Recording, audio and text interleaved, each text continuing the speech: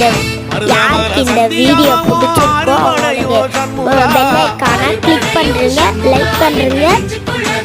அனைவரும் சேர்ந்து கமெண்ட் பாக்ஸில் பிடிச்சிருக்கு சொல்லிட்டு கமெண்ட் பண்ணுங்க.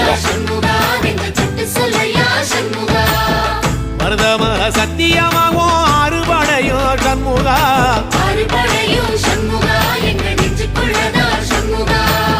தங்கரதம் ஏறி வந்து நீ எட்டி பாறையா சண்முகா,